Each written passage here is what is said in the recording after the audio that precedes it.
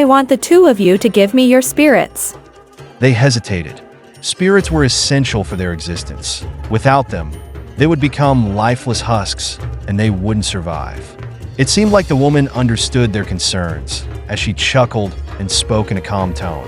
Fear not, dear ghosts. I will only temporarily separate your spirits from you. After all, I'm just a weak woman. If we engage in any amorous activities, your spiritual energy might corrode me quickly. If I don't remove your spirits temporarily, I might not withstand it.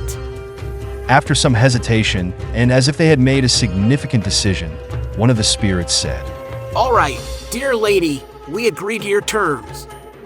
Seeing their agreement, the woman in red smile deepened, but her smile did not reach her eyes.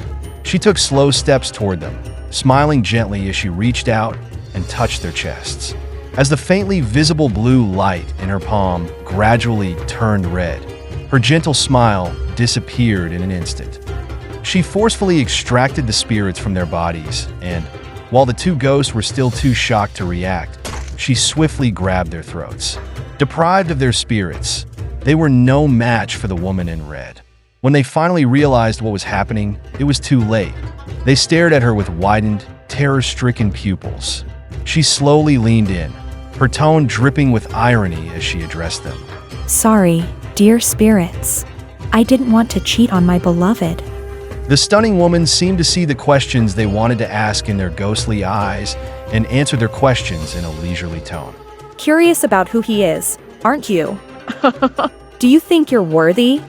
If it weren't for these spirits, I wouldn't even bother with you greedy ghosts. With that, the two spirits dispersed, and their existence extinguished in an instant.